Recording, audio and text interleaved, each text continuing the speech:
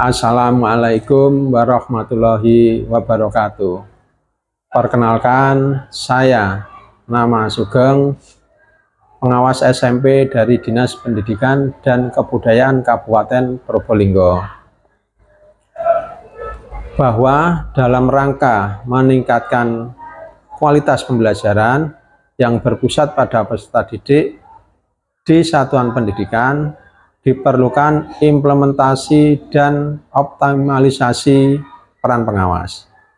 Nah, untuk menjawab itu, di Perdirjen 4831 tahun 2023 tentang peran pengawas dalam melaksanakan pendampingan tertera dengan jelas. Pengawas yang sekarang beda dengan pengawas yang dulu. Pengawas sekarang tugas utama adalah melakukan pendampingan.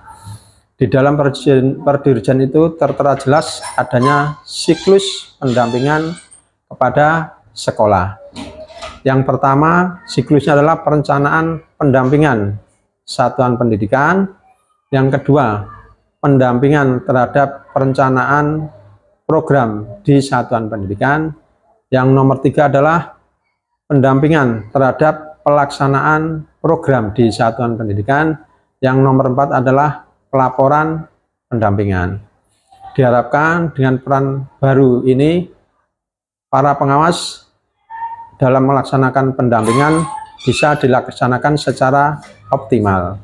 Nah, untuk mengetahui bagaimana peran dan tugas pengawas di satuan pendidikan, mari kita ikuti paparan saya di berikutnya.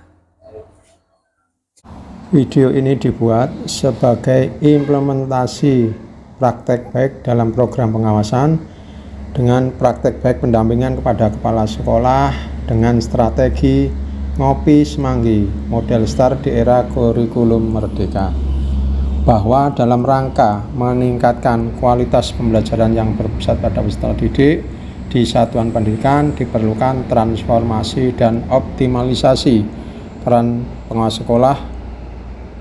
Sehubungan dengan adanya Perdirjen 4831 ini, maka peran pengawas sekolah di dalam implementasi kebijakan Merdeka Belajar pada satuan pendidikan menandai babak baru bagi transformasi pengawas sekolah, di mana tugas dan tanggung jawab pengawas sekolah sekarang berbeda dengan yang dulu, bahwa di Perdirjen yang baru ini tugas utama pengawas sekolah adalah melakukan pendampingan.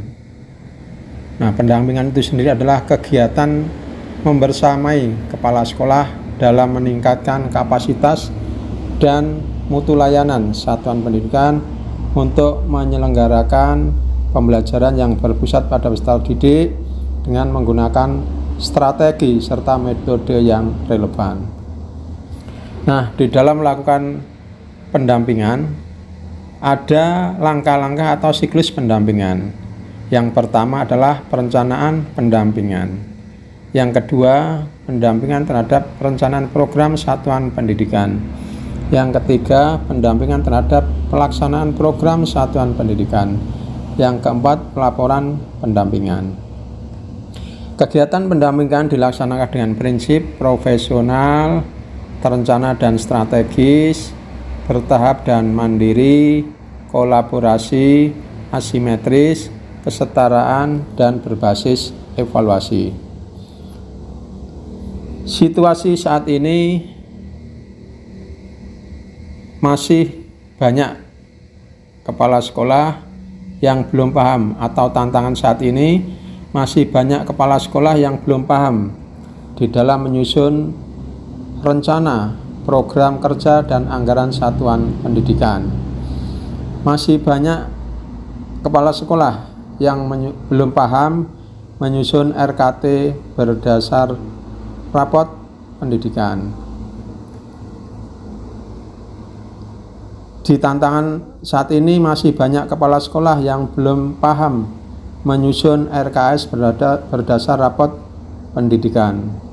Tantangan saat ini di sekolah binaan masih banyak kepala sekolah yang belum paham menganalisis rapot pendidikan.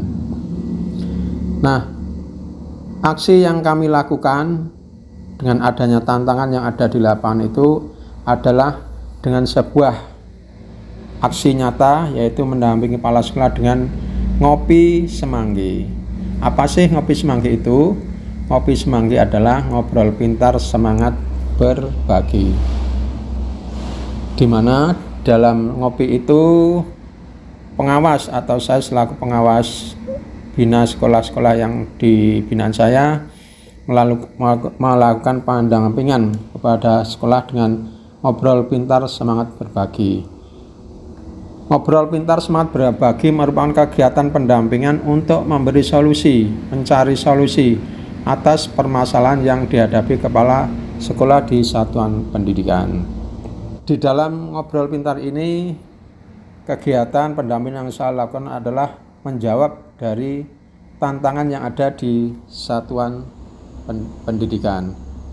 Nah, setelah melakukan langkah aksi, maka saya melakukan refleksi. Refleksi sendiri adalah merupakan kegiatan dari pengawas dalam melakukan pendampingan kepada kepala sekolah. Apa kekurangan dari kegiatan pendampingan kepada kepala sekolah yang saya lakukan? Apa kelebihan dari pendampingan yang saya lakukan kepada sekolah-sekolah binaan? Nah, untuk menjawab itu semua, kita dengarkan testimoni dari Kepala SMPN 3 Wonomerto, Kabupaten Probolinggo, Jawa Timur, Indonesia. Assalamualaikum warahmatullahi wabarakatuh. Saya Yuyun Wahyutami MPD, Kepala SMP Negeri 3 Wonomerto, Kabupaten Probolinggo. Di dalam melaksanakan tugas saya sebagai kepala sekolah, saya selalu mendapatkan bimbingan dan arahan dari Bapak Pengawas, yaitu Bapak Sugeng SPD. Saya sangat terbantu sekali dan dapat melaksanakan tugas dengan baik berkat arahan dan bimbingan beliau.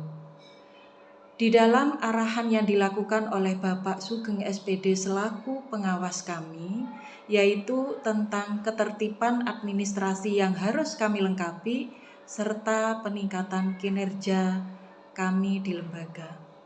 Apabila kami melaksanakan tugas ini mengalami kesulitan, kami selalu melakukan konsultasi dan sharing dengan Bapak Pengawas untuk mencarikan solusi. Dan alhamdulillah Bapak selalu memberikan solusi yang terbaik agar kami bisa melakukan tugas ini dengan baik. Terima kasih kepada Bapak Pengawas yang sudah membersamai saya selaku kepala sekolah untuk selalu melaksanakan tugas dengan baik. Semoga dengan bimbingan Bapak Sugeng SPD selaku pengawas kami dapat melaksanakan tugas dengan baik dan mengantar anak-anak kami di wilayah Kabupaten Probolinggo ini menjadi anak-anak atau siswa-siswi yang berkarakter. Mungkin itu saja dari saya. Terima kasih.